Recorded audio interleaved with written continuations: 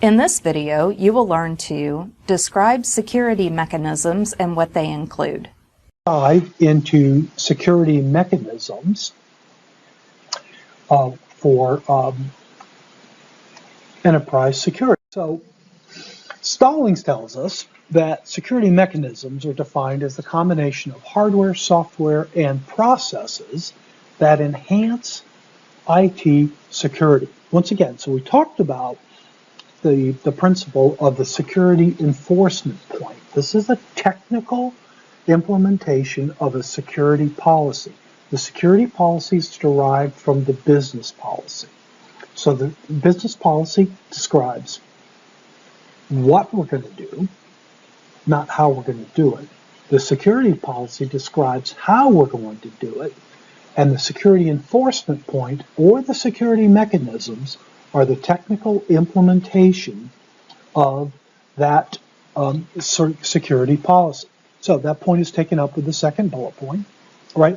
That it's a security policy implementation mechanism or delivery vehicle. And some examples of those, right, are protocol suppression, for example, to turn off FTP.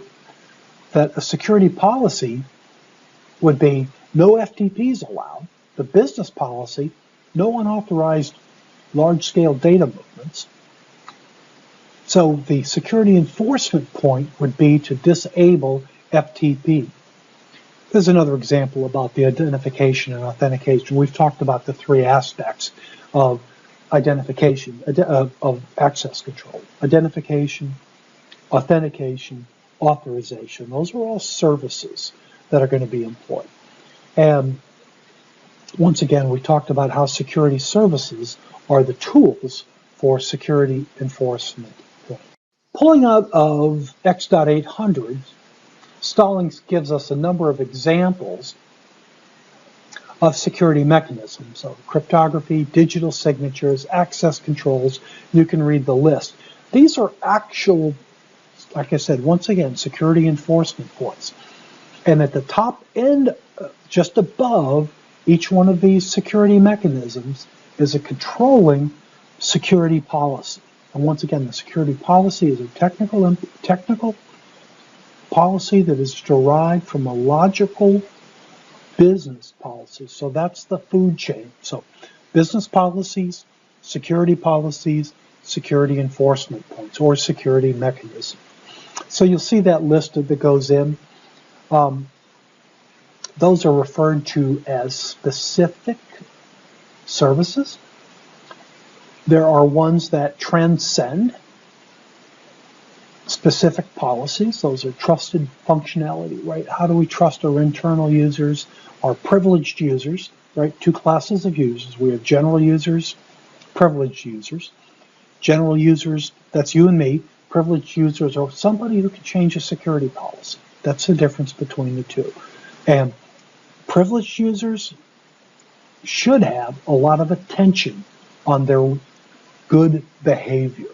So security labels, right, those are referred to generally data. When we think about security classification within the government world, there's secret, top secret, sensitive but unclassified. In the private side, right, there's confidential, extreme confidential, business-centric. All of those are security labels that are applied to data. And how do we use those labels? Access control, data movement, right? There's some models that describe how those are used. The most famous of which is the Bell-LaPadula model. So other pervasive security mechanisms include event detection, right? That is the core of QRadar and security intelligence. That we can detect that something happened. Now the question is that something different and of a high risk? So this is where it moves into the anomaly side. So security audit trails is also pervasive. This is the ability to collect security intelligence data and ensure that that security intelligence data is available, is protected from unauthorized change, right? And can be sent to the correct individuals. So there's an analogy with security audit trails and criminal chain of custody, that you can always prove who's got responsibility for the data, for the security audits, and what they've done to that. So extremely important in the forensic world.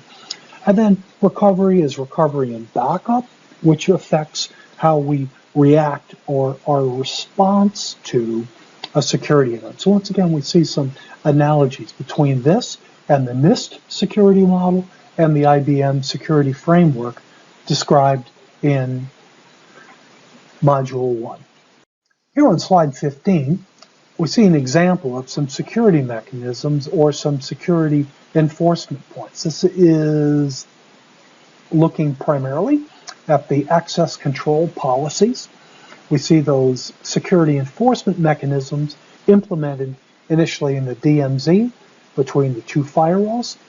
Good design principle is they are of different designs, right? So that if an adversary defeats one firewall, it does not have to simply reapply that attack against the second.